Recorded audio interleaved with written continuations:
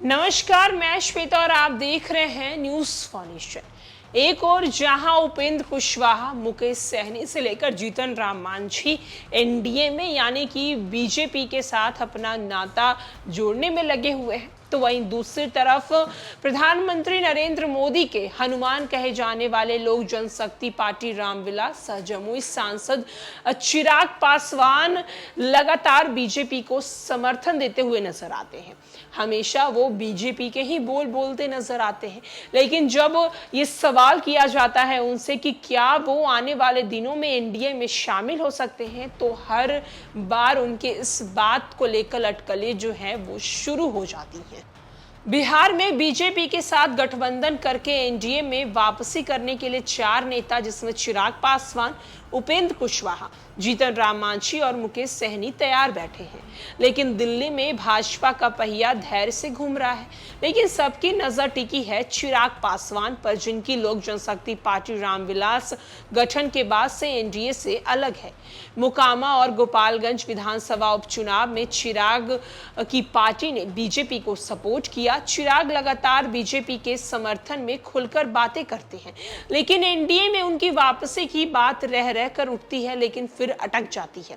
आइए समझते हैं कि चिराग पासवान की गाड़ी कहां फंस रही है। सूत्रों के मुताबिक बीजेपी के नेतृत्व की तरफ से केंद्रीय गृह राज्य मंत्री नित्यानंद राय चिराग पासवान से बातचीत कर रहे हैं। नित्यानंद राय लगातार चिराग के संपर्क में रहते हैं, लेकिन बात आगे नहीं बढ़ रही है, तो जरूर कुछ है जो दोनों तरफ से अटक रही है। पशुपति पारस के हाथों में लोजपा टूटने के बाद चिराग को छोड़ पार्टी के 5 सांसद रालोसपा बनाकर एनडीए में शामिल हो गए। अकेले रह गए हैं चिराग को एनडीए में वापस लाने की कोशिश बीजेपी कर रही है, लेकिन उनकी मांगे ऐसी हैं जिसमें बीजेपी को समाधान नजर नहीं आता है। चिराग पासवान चाहते हैं कि उन्हें 2014 की तरह 7 लोकसभा सीट ना मिले, तो भी कम से कम 2019 की तरह 6 सीट जरूर मिले। 2014 में जेडीयू गठबंधन से बाहर थी, जबकि 2019 में जेडीयू एनडीए के साथ थी।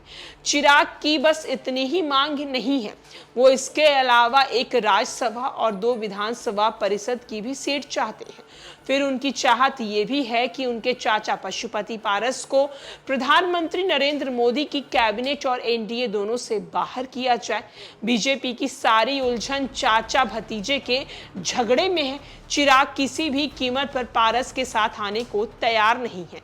जो संकेत मिल रहे हैं उससे लगता है कि बीजेपी के नेतृत्व अब चिराग पासवान को थक काकर बातचीत करने की रणनीति पर चल रहे हैं। सीटें चिराग की मांग मानने या मना करने में बीजेपी का हाथ ऊपर रहे।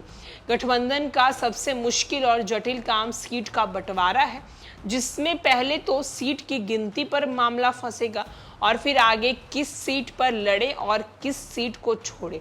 चिराग पासवान जमुई छोड़कर हाजीपुर लड़ना चाहते हैं, जहां से पशुपति पारस सांसद हैं, और जमुई भी वो अपने पार्टी के लिए रखना चाहते हैं। तो जहां एक तरफ चिराग पासवान बीजेपी के नेतृत्व में काम तो करते हैं, बीजेपी के बोल तो वो हमेशा से बोलते नजर आए हैं, यहाँ तक कि उन्हें प्रधानमंत्री नरेंद्र मोदी का हनुमान भी कहा जाता है।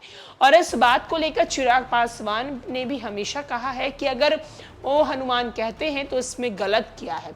तो वहीं दूसरी तरफ लगातार बीजेपी यह चाहती है कि चिराग पासवान एनडीए में शामिल हो जाए, लेकिन चिराग पासवान की जो शर्त है उस पर बीजेपी कहीं ना कहीं अटकते हुए भी नजर आती है। फिलहाल के लिए इस खबर में इतना ही। अनेक अपडेट्स के लिए देखते रहें न्यूज़ फाउंडेशन।